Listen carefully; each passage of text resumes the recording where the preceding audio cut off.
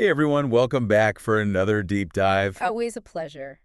Today, we're going to be looking at something pretty serious. Yeah. The postponement of the Sugar Bowl. You know, Wow. that big college football game that happens in New Orleans every year. Yeah. And get this, it's never been postponed in the entire history of the game. Really? Never. That's pretty incredible. I mean, Yeah. what could possibly cause them to postpone the Sugar Bowl? I know, right? Like, that's a big deal. So we're going to be looking at some reporting from Sports Illustrated on this. Okay.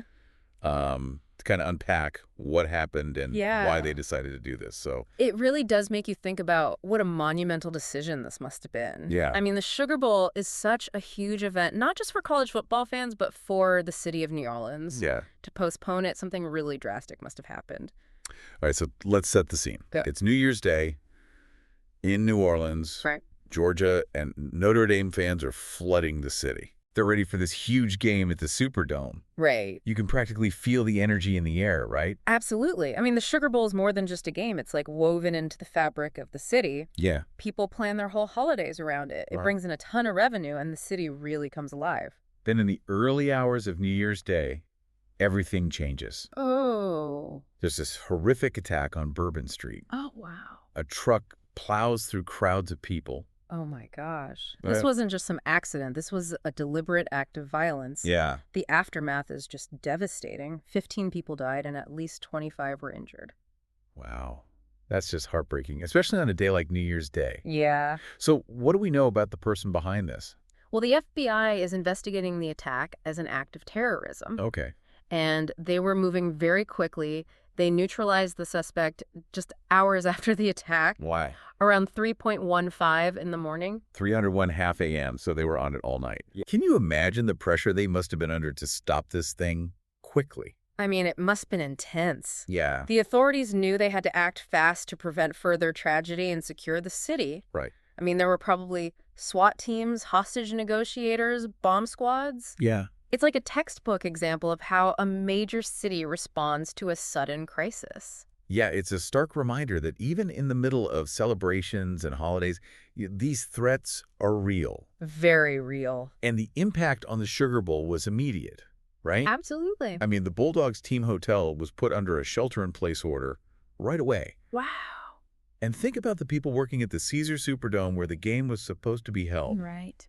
They were all told to stay home. Just stay home. So the city basically went into lockdown. Yeah. It makes you wonder what was going through the minds of the players, the coaches, Right. all those fans who traveled to New Orleans for the game. There must have been a lot of fear and uncertainty. I mean, you travel all this way for a huge game. Right. And suddenly you're caught in the middle of a potential terrorist attack. Yeah. That's got to be a shock. No kidding. And to make things even more surreal, this is the first time the Sugar Bowl has ever been postponed. Wow.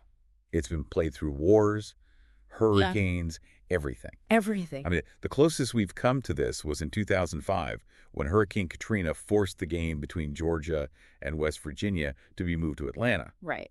But even that wasn't a postponement, it was a relocation. So think about the weight of that decision. Yeah. Canceling the Sugar Bowl would have been a huge blow to the city, especially after what just happened. Yeah. Relocating at the last minute would have been a logistical nightmare. Oh, yeah. They had to consider the players, the fans, the sponsors, the TV networks. Yeah. So many moving parts. So many. Yeah. You're right. Postponing it even just by 24 hours sends a powerful message. Yeah. The Sugar Bowl and the city of New Orleans will not be defeated. And that message of resilience reverberates beyond just the game. It tells the world that New Orleans is strong, that the spirit of celebration won't be crushed, even in the face of tragedy. I remember hearing it on WDSU first. Really? Then it seemed like every news channel was talking about it. Yeah. It was definitely more than just a sports story at that point. Oh, absolutely. Yeah, it really captured the nation's attention. It wasn't just about football anymore. Right. You know, it was about how we respond to these kinds of attacks, Yeah. how we come together in the face of tragedy. That's a great point. I mean, this whole situation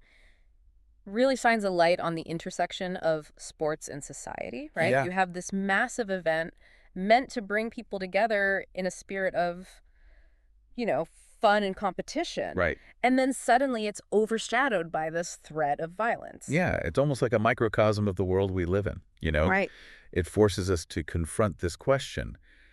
How do we balance the need for security Yeah. with the desire to enjoy events like the Sugar Bowl. It's a delicate balance. Yeah. And there's no easy answer. You have to consider the potential risks without letting fear paralyze you. Right. I mean, think about the security measures already in place at these big sporting events. Yeah. You've got metal detectors, bag checks, security personnel everywhere. Yeah, and I imagine those measures are going to be scrutinized even more closely now. Oh, absolutely. There will be a lot of discussion about what else can be done to protect fans Yeah. without turning these events into fortresses. Absolutely. It's about finding ways to make people feel safe without sacrificing that open celebratory atmosphere Right. that makes these events so special. Yeah. And it's not just about security personnel and technology either. It's also about fostering a sense of community and vigilance among the fans themselves.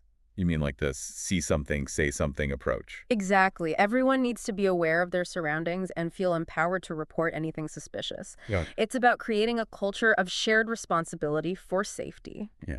It's a sobering thought, but I guess it's the reality we live in. It is. But amidst all the chaos and fear, Yeah. it's inspiring to see how the city, the teams, and the fans all rallied together. It's a testament to the human spirit. Even after something as horrific as this attack, people found a way to support each other and move forward. Yeah. I mean, the game might have been postponed, but the spirit of the Sugar Bowl remained intact. It makes you think about the long-term impact of an event like this, not just on the city, but on the players themselves. Right. I mean, they're young adults, Mhm. many of them far from home, Right. suddenly thrust into this terrifying situation. You're right. They're not immune to the trauma of what happened. Right. The mental and emotional toll on these athletes shouldn't be underestimated. Yeah. I'm sure there were a lot of sleepless nights and anxious moments in that hotel. And then just a day later, they're expected to go out there and play a football game with the whole nation watching. It's a lot to process. It's a lot. I think it speaks volumes about their resilience, their ability to compartmentalize and focus on the task at hand. But it's important to remember that they're human beings first, Absolutely. athletes second to. Yeah. It also makes you wonder about the ripple effects on future sporting events. Yeah. Do you think this will lead to permanent changes in security protocols across the board? I think it's inevitable. This attack has exposed vulnerabilities that need to be addressed. Right. I think we'll likely see increased security presence, more sophisticated surveillance technology, Yeah. and perhaps even changes to the infrastructure of stadiums and arenas. It's a shame that it takes something like this to bring about change. It is. But hopefully these changes will make future events safer for everyone. That's the hope. This tragedy serves as a wake-up call Yeah. for organizers, security professionals, and fans alike. Right. We need to be proactive and vigilant in the face of these threats. Okay, so we've talked about the immediate impact, the security implications, the human cost. Right. What stands out to you the most about this whole situation? It's been a really heavy conversation, but also eye-opening. What sticks with you the most? For me, it's the speed at which everything unfolded. From the initial attack to the postponement announcement, decisions were being made so quickly and decisively. Yeah. It really shows how seriously everyone was taking the situation. There was no time for bureaucracy or second-guessing. You're absolutely right. It's like everyone instantly understood the gravity of the situation and that the Sugar Bowl, as big as it is, had to take a back seat to the safety of the city and everyone in it. And it wasn't just the officials. Think about the hotels, the restaurants, the people who depend on the Sugar Bowl for their livelihood. Yeah. They had to adjust on the fly. It's a testament to the resilience of the people of New Orleans. It's incredible how they didn't let this tragedy define them. They acknowledged the pain, they mourned the victims, Yeah. but they also found a way to move forward.